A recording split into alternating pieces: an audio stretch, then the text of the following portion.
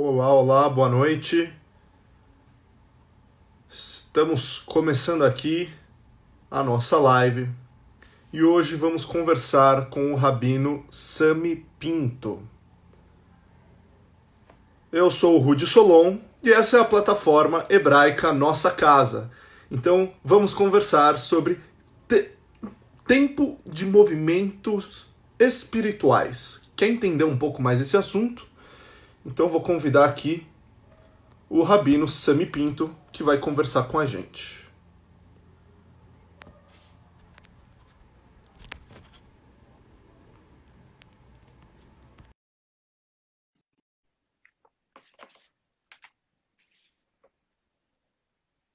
Já tá entrando, tá bom? Opa, tudo bom, Rabino? Olá, boa noite, Rudy, tudo bem? Tudo ótimo, graças a Deus. Então, seja muito bem-vindo à plataforma Hebraica Nossa Casa. É uma forma, né, da Hebraica continuar conectada com o associado, mesmo nesse tempo de isolamento. E hoje estamos aqui, então, com o Rabino Sami Pinto, que ele é graduado pelo Rabinato-Chefe de Israel, PhD em Letras pela USP, bacharel de Economia pela Faculdade de Ciências Econômicas do Rio de Janeiro, especialista em Educação pela Faculdade Bar-Ilan, publicou o livro Maimônides, o Mestre, uma pedagogia para o século XXI, e também Desvendando o Homem, a filosofia educacional do Maharal de Praga e Palavra do Rabino, reflexões para o dia a dia. Atualmente é rabino da sinagoga Ohel Yaakov, em São Paulo, e também por 22 anos dirigiu o Colégio Yavne. Então, Rabino, eu queria começar essa nossa conversa perguntando um pouco sobre esse tema que a gente conversou. A gente está passando por um tempo de tantas incertezas e esse é um tempo de movimentos espirituais. E só para quem está acompanhando a gente, eu vou desativar os nossos comentários, tá? Para ficar mais fácil o fluxo de conversa. Porém, existe um botão com o interrogação aí embaixo na tela de vocês, onde vocês conseguem fazer perguntas e interagir. E conforme a nossa conversa vai andando, eu reativo os comentários, beleza? Então, Rabino, por favor. Obrigado, Rudy, obrigado ao Clube A Hebraica, um forte abraço ao presidente, ao Daniel Bialski, e a Marisa, e a todos os membros da diretoria. E é um prazer enorme estar aqui com vocês. E quero começar essa minha reflexão fazendo um retorno no tempo e no espaço, no calendário de 2020, mais precisamente numa quinta-feira, dia 19 de março deste ano, quando eu estava na minha sinagoga, na Ohel Yaakov, na Rua Cravinhos, e lá eu fiz a reza da manhã, o Shacharit, e eu recebi as chaves da arca do Aron HaKodesh, onde guardamos a Torá, fechei, rezei, pedi para Deus proteger a humanidade, proteger o Brasil, proteger a nossa comunidade, proteger os habitantes de Israel. Estava sentindo que aquela seria a reza que eu ia encerrar as atividades da sinagoga. E foi assim. Terminou no dia 19 de março, quinta-feira, de manhã. Tomamos a decisão de fechar a sinagoga já à tarde. E desde o dia 19 de março até agora, estamos com as sinagogas fechadas. E foi assim que eu comecei a pensar o que isso representava.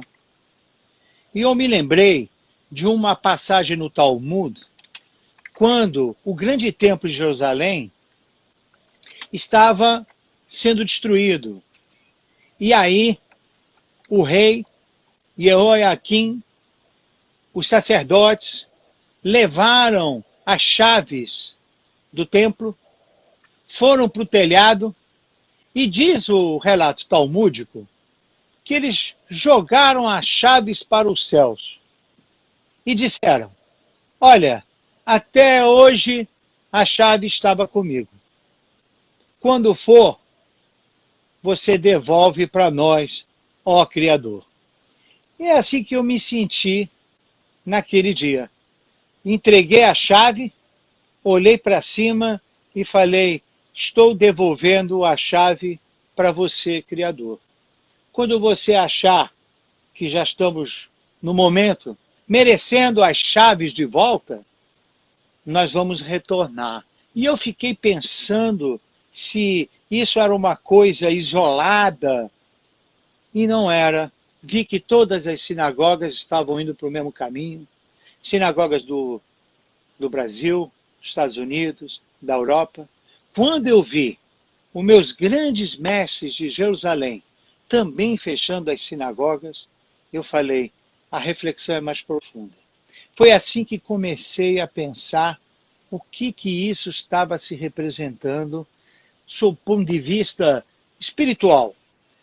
As portas das sinagogas fechadas, de todas as partes do mundo, inclusive de Jerusalém. Nunca Jerusalém fechou portas de sinagogas, e por tabela, Rude, nós fechamos porta de escola, nós fechamos portas de yeshivá, escolas, universidades. O mundo do saber ficou comprometido, o mundo do rezar também.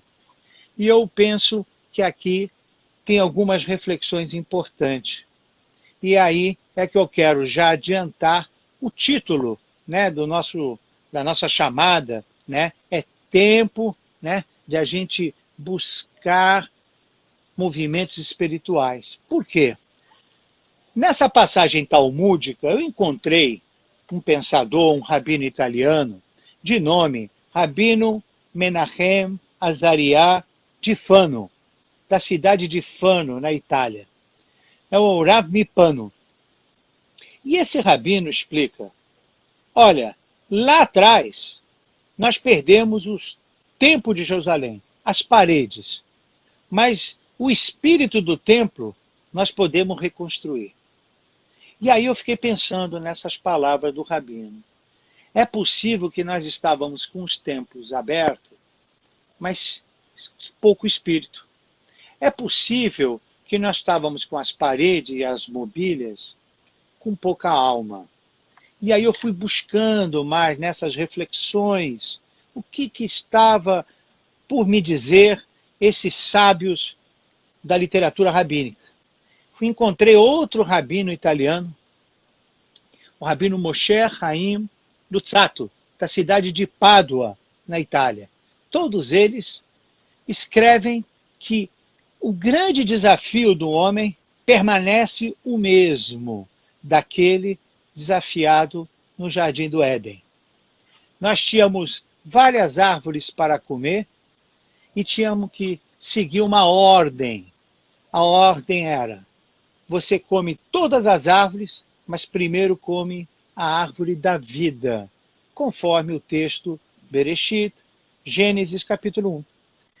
Mas aí o que fez? O homem preferiu comer primeiro a árvore do conhecimento. E o Rabino Luzzatto diz: não que a árvore do conhecimento estivesse proibida, mas tivesse o homem comido primeiro a árvore da vida, faria bom uso do conhecimento. Quando o homem opta o conhecimento antes do significado da vida, poderá o conhecimento não trazer os benefícios que precisamos. E aqui eu volto então para as minhas reflexões da sinagoga que fechei, das outras que estão e permanecem fechadas. Nós precisamos recuperar a árvore da vida. Nós precisamos entender primeiro qual o propósito da criação, qual o significado de nossas vidas, e depois agregar o conhecimento. Porque com o conhecimento nós podemos ter poder, podemos ter acúmulos de riqueza, mas não entendemos para que viemos ao mundo e por que vivemos. E aí o Rabino Luzzatto conclui: Deus criou o mundo por um ato de amor, um ato de doação. E ele cuida para que haja a existência do outro. O homem, semelhante a Deus, com a imagem de Deus, deve cuidar para a existência do outro. Conclui o Rabino Luzzatto: todos nós devemos ser doadores, como Deus é e foi e continua sendo doador. Sendo assim, nós perdemos essa capacidade de doar para o outro constantemente. Buscar e garantir a existência do outro, garantir a materialidade do outro, a isto nós chamamos de movimentos espirituais. Movimento espiritual é quando nós temos uma força dentro de nós que nos leva a se preocupar com o outro na sua materialidade. Esta é a garantia que você está se movimentando espiritualmente. Assim como Deus esse, incorpóreo, único, todo ele espiritual, cria um mundo físico existencial, nós temos que criar condições para que todos os nossos semelhantes vivam bem na sua materialidade, estejam bem. E aí, eu termino essa minha apresentação inicial do tema falando de que qual é a melhor demonstração que eu posso doar? A melhor demonstração que eu posso doar foi o que Deus nos proporcionou nesse momento, é ficar de quarentena, ficar com a minha família, porque a doação principal, a célula da doação, se faz dentro do lar, se faz dentro da família. É assim que o homem procura uma mulher para casar. É assim que um casal traz filho ao mundo. O homem para de pensar em si e pensa em sua esposa. O homem e a mulher param de pensar neles, pensam nos seus filhos. A isso nós chamamos de procriação. A gente é a favor da criação, do gesto de amor. Concluindo, se nós tivermos famílias fortes, e esse é o momento oportuno e ímpar da quarentena, de estarmos sentados olhando um para os outros, fomentando o amor, famílias fortes constrói comunidades fortes, que constrói sociedades fortes, que constrói o país forte. Eu desejo isso do fundo do meu coração, para que sejamos células do amor, células de doação. E mais ainda, precisamos ser como Abraão, o primeiro patriarca. Porque o primeiro patriarca, ele é muito interessante. Ele tem na nossa memória a tenda de Abraão, a tenda que ele recebia constantemente as pessoas, ajudava, dava de comer, dava de beber, descanso, orientava as pessoas. Mas o único relato escrito na nossa Torá que ele fez isso foi com 3 anjos. Anjos esses que não precisavam de todo aquele serviço que Abraão fazia diariamente, ano após ano. Porque anjo não precisa comer, anjo não precisa beber e anjo não precisa descansar.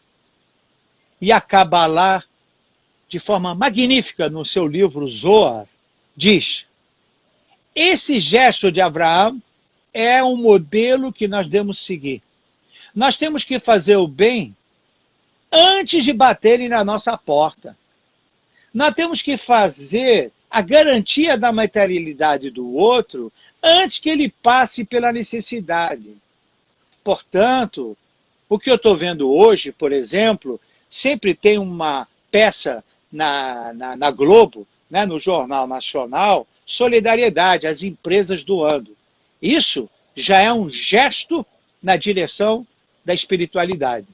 Mas eu quero rezar para que esse gesto prossiga, continue, e que não é só com dinheiro que podemos doar.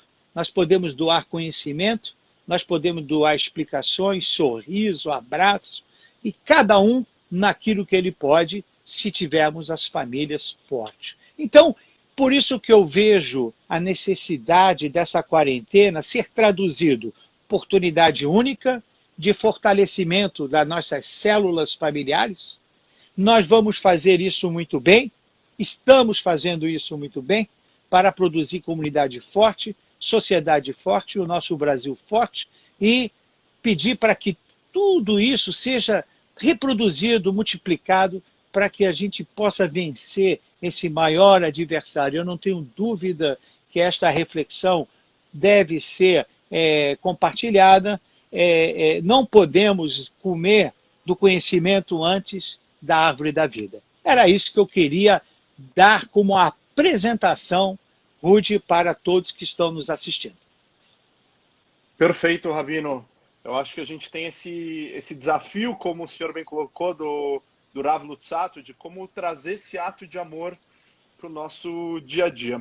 Chegou uma pergunta aqui bem interessante do Joel Heschman, da Tribuna Judaica, e ele mencionou aqui que você escreveu um livro, né, Maimônides, o Mestre, e que nesse livro tem uma história que eu também conheço, que é a do lobo e dos cordeiros. Será que você poderia comentar um pouco dessa história? Porque acho que ela tem a ver com esse momento que a gente vive.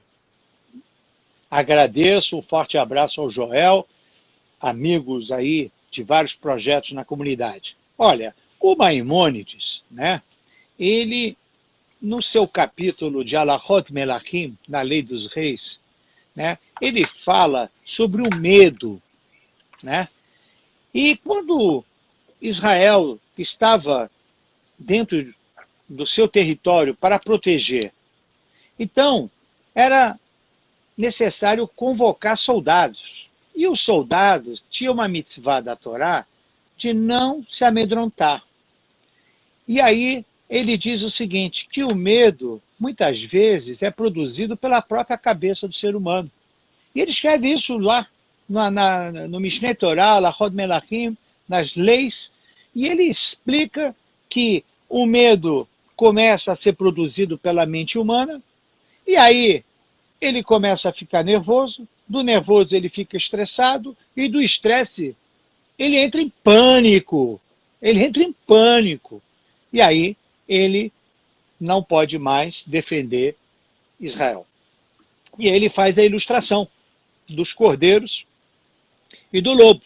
Ele, como médico, né, ele gostava muito de fazer observações na natureza e ilustrar, né, dentro dos seus livros, mensagens judaicas, mensagens essas que ficaram eternizadas na literatura clássica do judaísmo.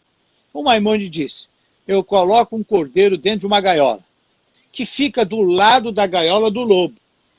E do lado da gaiola do outro extremo, de um outro cordeiro, ora, o que vai acontecer? Ainda que o lobo não vai avançar no cordeiro, o fato desse cordeiro estar do lado do lobo e ficar olhando o lobo, imaginando que se a gaiola for aberta, e se o lobo vai invadir, e se a gaiola dele for aberta também, a jaula dele for aberta também, e aí pode ser que ele vai perder a vida. Ele ficou tão estressado, esse cordeiro, que esse cordeiro sozinho não sobreviveu.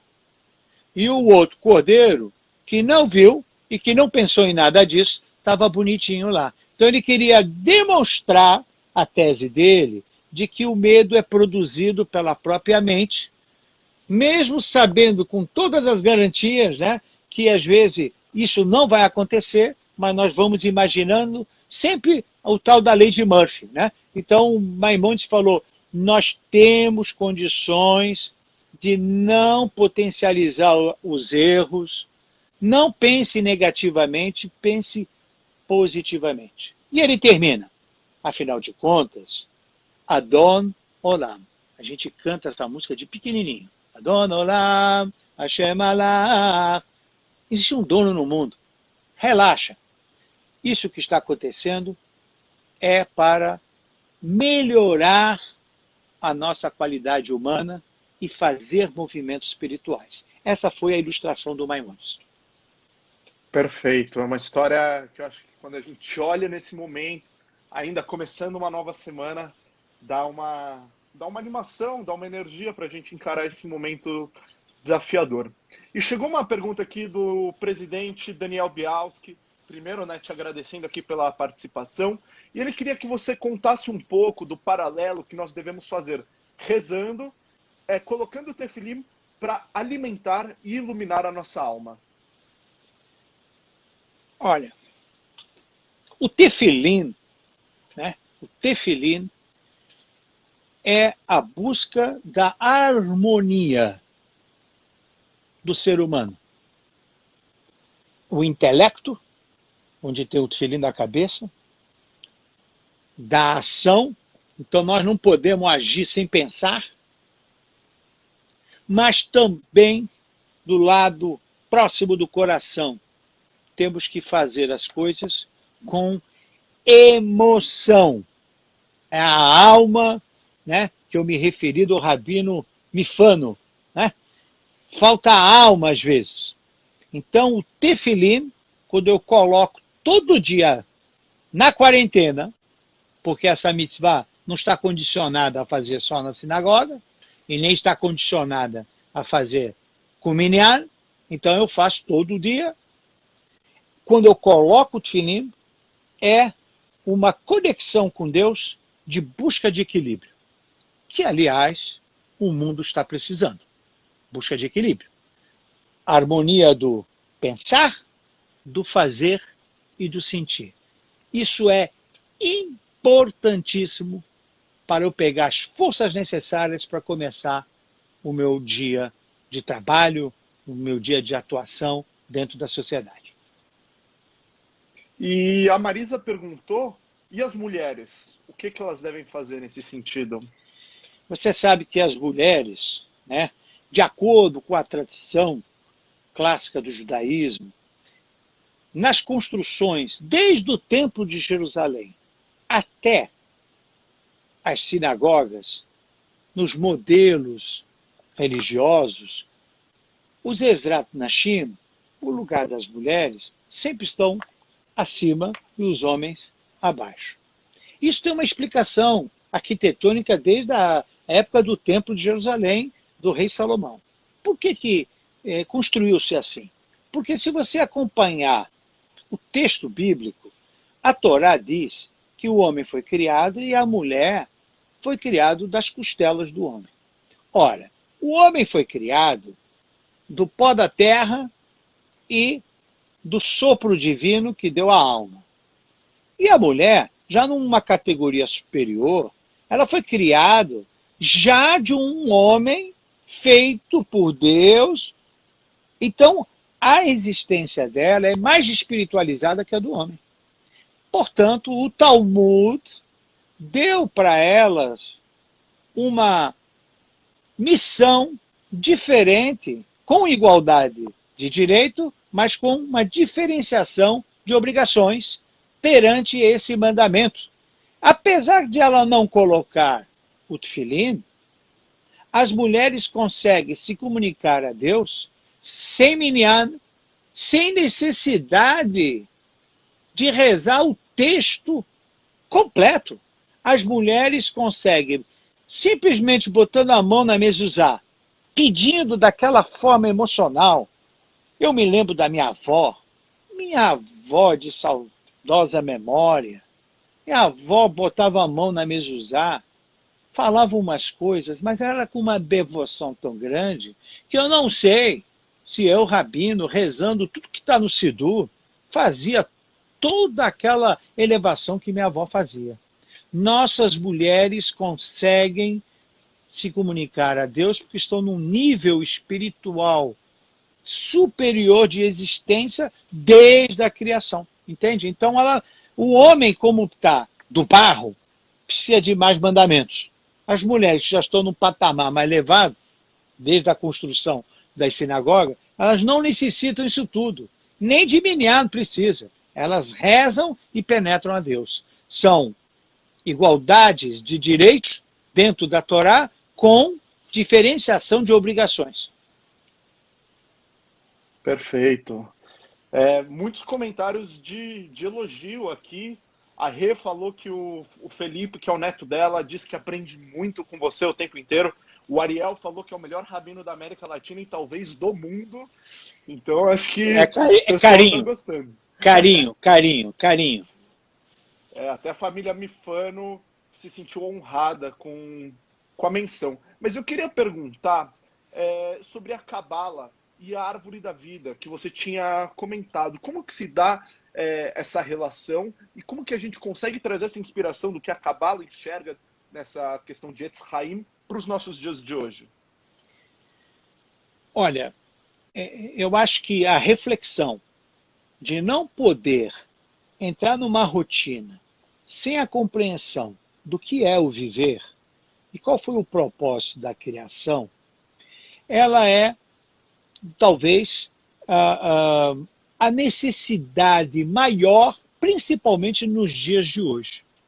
Nós, quando voltarmos de volta para a rotina, eu tô preocupado, Ruth, eu estou preocupado porque o ser humano tem memória curta. Quer ver? Eu vou contar para vocês um episódio da Torá. Me vem agora na cabeça. Tivemos um caso de quarentena na Torá. Tivemos. Foi quando houve o famoso dilúvio. E Noé foi para a arca de quarentena com as famílias dele e foi salvar todo o reino animal. Aí ele ficou lá de quarentena. E uma coisa muito interessante, que quando ele sai, ele já esquece do que é o propósito do mundo, significado da vida. No jargão carioquês, né, que eu vim lá do Rio de Janeiro, né, ele foi lá e tomou um porre. Tudo de novo, beleza! E aí ele foi lá, bebeu. Lechaim, lechaim, lechaim, lechaim, e ficou bêbado. Ficou bêbado. Esqueceu. Eu estou preocupado porque você vê quando a gente percebe que as autoridades do mundo, tá? Nada exclusivo para nenhum lugar, nem para nenhuma cidade e nenhum governo em específico, quando começam a flexibilizar, as pessoas saem da arca e não estão entendendo o que é para ser feito. E começam a relaxar. Então, a memória curta é o que é? Não entenderam que os movimentos precisam ser espirituais.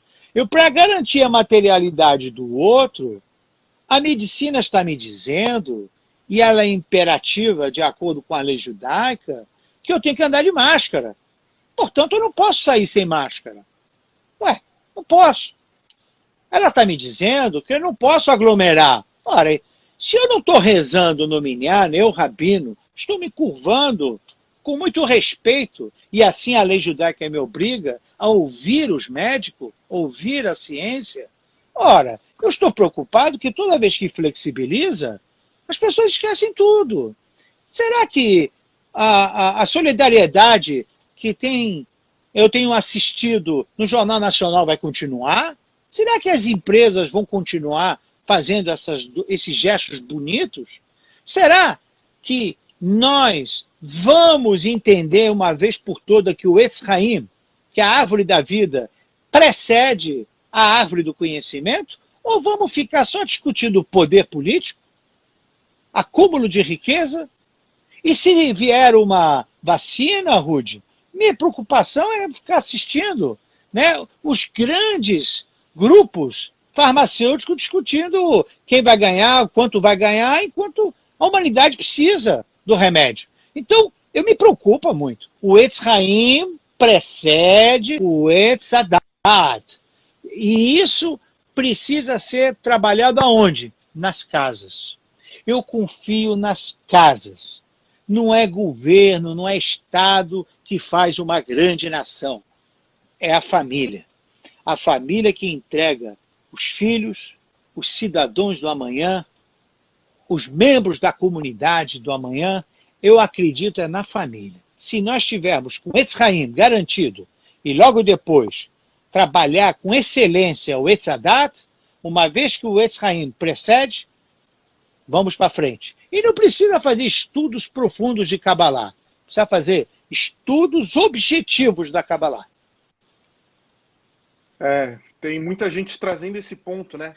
Será que quando as coisas voltarem ao normal, ou ao novo normal, né, que até chamam, a gente vai voltar tudo como era antes? Ou a gente vai adotar esses elementos da nossa espiritualidade? Eu queria, se o senhor pudesse trazer algum exemplo na nossa história judaica dessas mudanças, eu acredito até, como a gente comentou do Rav Mifano e essa história de reconstruir o espírito do templo, como que o judaísmo enxerga esses movimentos de reconstrução? Olha, eu entendo, né, que reconstruir é voltar às origens. Por quê? Porque assim como Deus é eterno, ele nos entregou uma sabedoria eterna, uma sabedoria milenar, atemporal. Então, não precisamos buscar a grama do vizinho. Não precisamos buscar a Coca-Cola de fora. Não precisa.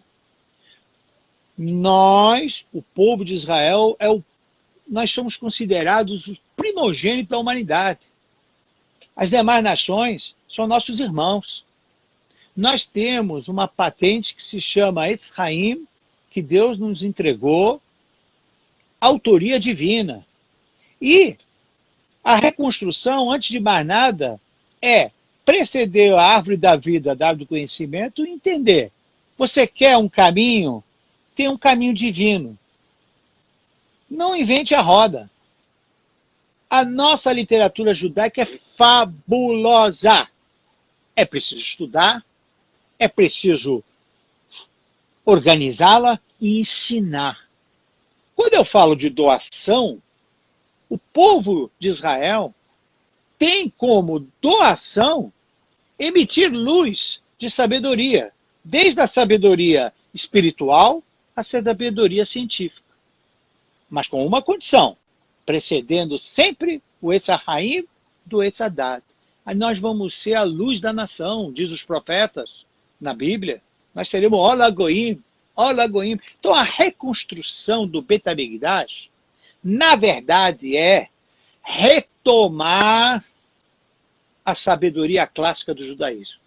Retornar às poltronas dos estudos dos clássicos judaicos. Não é possível que a gente não faça essa doação. E eu me comprometo. Meus colegas rabinos farão o mesmo. Nós queremos doar para todos o conhecimento dos grandes sábios de Israel. Eles precisam trazer essa luz, porque a reconstrução precisa disso, de consciência do que deve ser a missão do homem no mundo. Excelente. Eu estava lembrando agora, enquanto a gente estava conversando, de pessoas que me falaram, agora com essa quarentena, eu entendi o real valor da escola, e eu acho que a escola é até barata por aquilo que a gente faz. Porque agora tá com os filhos em casa, e daí tá tentando trabalhar, e tem as crianças, e daí tá com fome. E nesse sentido, desse nosso desafio de educar e tentar organizar essa literatura judaica, levar, né, Ledor Vador para as próximas gerações, como que a gente consegue educar judaicamente dentro de casa? E essa pergunta é excelente, excelente pergunta, porque, sabe, eu vou contar uma história, e às vezes em história real aconteceu comigo, né? Às vezes com a história poupa mais citações de fonte. Eu tive o mérito, né, de estar em Israel com meus 2 primeiros filhos na época, né?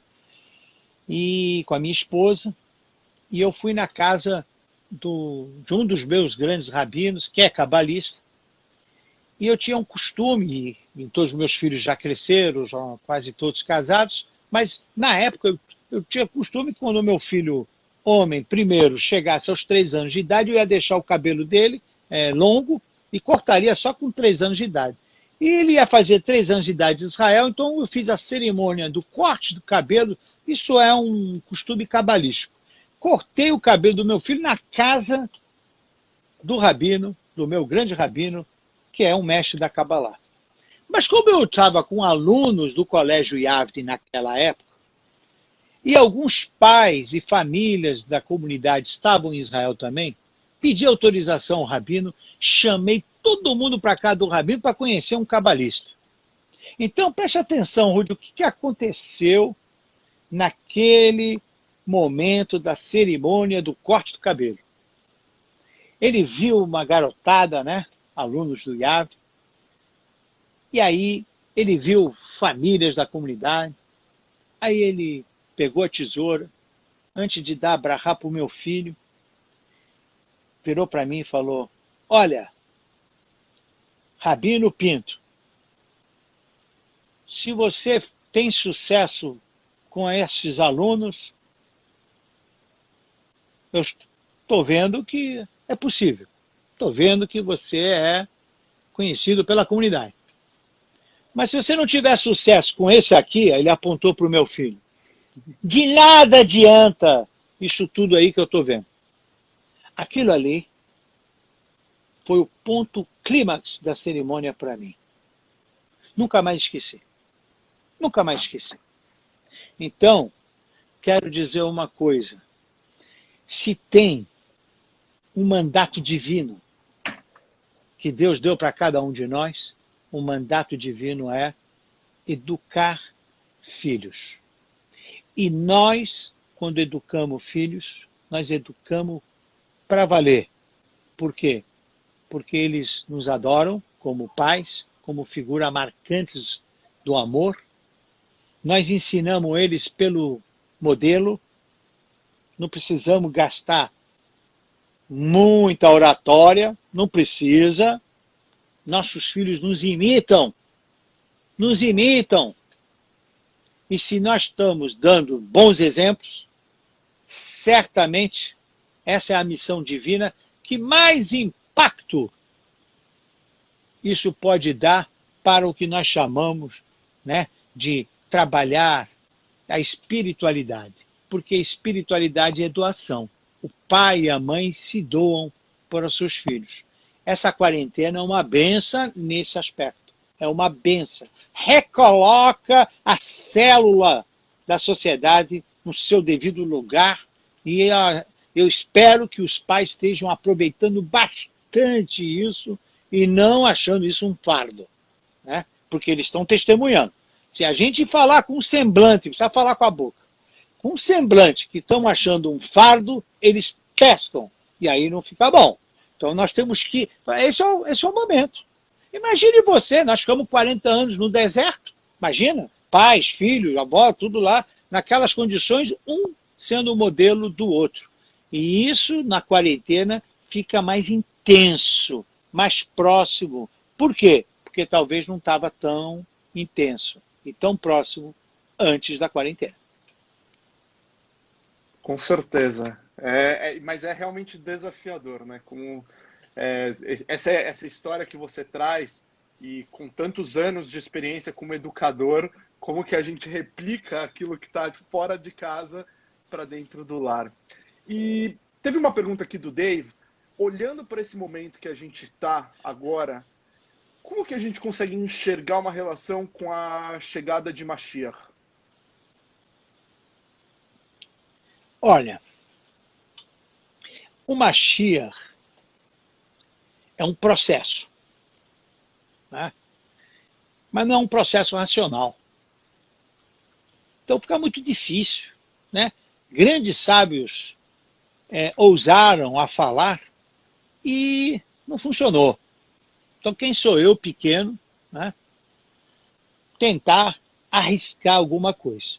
Mas tem um ponto que eu preciso responder ao Dave. Olha, eu preciso responder uma fala do Talmud, que é, se Pita Lishua, o Talmud pergunta lá no Tribunal Celestial, um interrogatório que na verdade serve como bússola da minha vida, em que vai ser feito depois de 120 anos. Aí eu faço questão de compartilhar duas só, tá? Só duas. A primeira, pergunta celestial. O Yankele viveu 120 anos. chegou lá no Tribunal Celestial, primeira pergunta, você trabalhou com honestidade? Todo mundo ia pensar, não, comeu caché, botou mexuzá, botou tefilim. Não, não, não, não. Trabalhou com honestidade. Segunda pergunta, você desejou a vinda do Mashiach?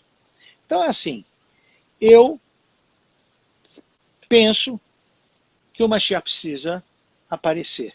Eu desejo que ele venha. Por quê? Porque o mundo está com muitos movimentos sociais bem intencionados, mas imperfeitos, e que está provocando muitas dores na humanidade. Então, o Mashiach é movimentos sociais, mundiais, perfeitos. Porque nós não podemos errar nem na essência e nem na forma. Muitas pessoas querem, defendem uma essência, mas de forma errada. Não serve, não serve. Mashiach é defender essência e forma. Tudo bonitinho, limpo. O ser humano está tentando, dá 2 passos para frente, 1 para trás, 5 para frente, 7 para trás. Você vê isso, e são as crises na história que nós estamos testemunhando. Eu tenho a impressão que o Mashiach ele está se aproximando, sabe por quê? Porque eu acho que nós não vamos conseguir sozinhos. Nós precisamos de uma luz divina, e essa é a luz do Mashiach, para que nos ensine a fazer evolução da humanidade na forma e na essência. Perfeito. Tem uma pergunta aqui que está vindo várias vezes, está um pouco fora do nosso assunto aqui, mas é do Avraham Fromer, sobre a sua visão sobre o encobrimento de liderança com relação ao abuso sexual infantil. E eu até construo um pouco em cima, que é com relação a qualquer tipo de abuso que a gente possa enxergar nesse desafio que a gente tem de como construir o lar de forma judaica e como que a gente enfrenta problemas que podem acontecer nesse caminho. Olha, o nosso mundo é o mundo dos problemas. E crescemos da maneira de como vamos lidar com os problemas. Quem vier ao mundo e foi educado na crença que não terá problemas, ele está fadado à frustração e à derrota. Então, nós temos que ensinar nossos filhos a lidar com problemas, transformar problemas em como se fossem, metaforicamente, problemas de matemática. Quem não gostava, né, daquele professor que nos desafiava, né, com problemas de matemática? Então, nós temos que ser seres que entendem que todos os problemas que acontecem é para nos desafiar. Agora, a questão da orientação sexual e do encobrimento, e essas questões são problemas, né, que nós humanos apresentamos ao longo da história. Não é novo, não é novo. O que nós precisamos é ter mais responsabilidade, tanto familiar como rabínica, psicológica e áreas outras paralelas, responsabilidade como fazer um bom trabalho e não deixar que a forma atrapalhe a essência. Porque as questões que o senhor Avraham traz aqui, de fato, eu como um membro dessa comunidade que trabalho muitos anos na área de educação, sei do que ele se refere, às vezes as imperfeições, primeiro que nós somos humanos, não fazemos, só o Mashiach faz tudo perfeito, né? Fará tudo perfeito, mas nós temos que ter mais responsabilidade. E o grau de acerto vai aumentar quando sermos mais humildes, quando criarmos equipes multidisciplinares para trabalhar essas questões que envolvem suposta violência sexual ou qualquer tipo de outra ocorrência que nos chame a atenção, que gere sofrimento humano. Então, é preciso ter responsabilidade e humildade. Não, nós não vamos avançar se nós não formos humildes, né? Não vamos, porque a humildade é a porta da sabedoria. E sem sabedoria não vamos resolver. Mas se não tem humildade, se a sabedoria não entra, então ficamos com um problema, que é um problema. Agradeço a pergunta que me foi feita. Perfeito. A gente já está chegando no fim do nosso tempo aqui. Vários comentários elogiando o nosso bate-papo, muita gente falando do seu canal no YouTube, para quem quiser acompanhar também e conhecer mais. E eu queria, Rabino, que você deixasse uma mensagem final para quem está acompanhando a gente até agora. A Ruth perguntou, né, também se essa é uma prova de que nós, como seres humanos, não temos muito como crescer. Então, seguindo por esse caminho, queria que o senhor trouxesse um pouco dessa sabedoria judaica para essa inspiração de como podemos enfrentar esse momento tão difícil.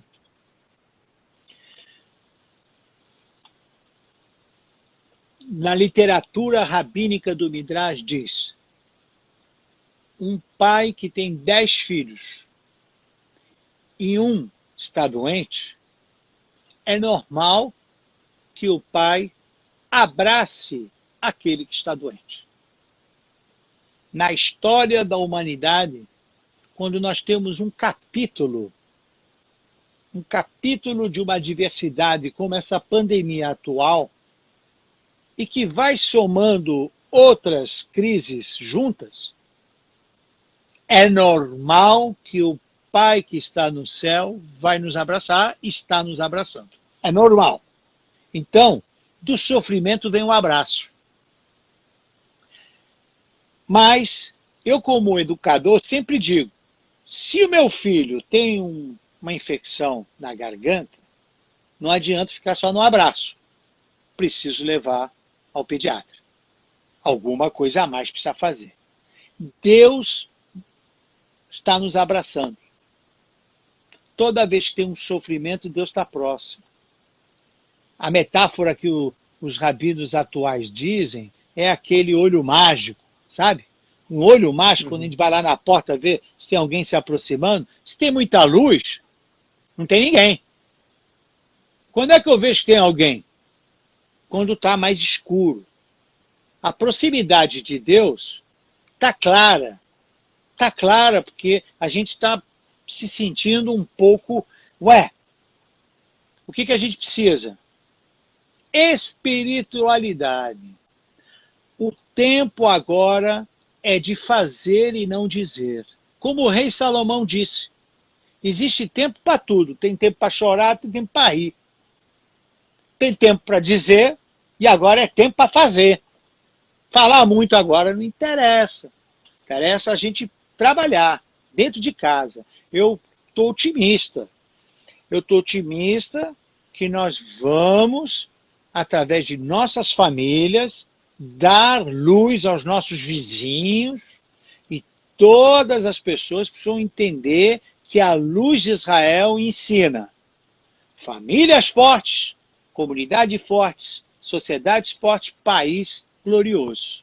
E para terminar, já estamos aí para o fim, eu queria compartilhar, em função dessa pergunta que me foi feita, se não me engano, pela Ruth, uma pesquisa que eu li não faz muito tempo. Pesquisa feita nos Estados Unidos. Acho que ela é muito apropriada para nós agora. Ela diz o seguinte: 80% das coisas que você faz, qualquer um pode fazer no seu lugar. Põe isso na tua cabeça. 15% das coisas que você faz, outras pessoas poderão fazer se for treinadas. 5%, apenas 5% do que você faz, só você pode fazer. Nesta quarentena, primeira coisa, saber se minha família, meus filhos, vão garantir os 80%. Eu sei que qualquer um pode fazer, mas com essa premissa que qualquer um pode fazer, vai que ninguém está fazendo. Então, garantir 80%. É o que nós chamamos de garantir a materialidade do outro, movimento espiritual. 15% precisa treinar. Treinamento é feito em casa. Abraham treinou em casa e deixou na história Isaac. Isaac treinou em casa, deixou Jacó. Jacó treinou, deixou 12 tribos de Israel. Assim nasceu um povo de educação familiar. Esse é o segredo. 5% é só você que pode fazer. 5% que é só você que pode fazer é marido com mulher, mulher para marido. É único para o outro. Pai e mãe é único para os seus filhos. Esses 5% é só vocês que podem fazer. Ninguém pode fazer. Não adianta treinar alguém no lugar deles que não vai dar certo. E o 80% das coisas também não. Ao contrário, eu garanto que meus filhos vão fazer os 80%. Eu vou treinar para que ele continue na missão do mundo histórico.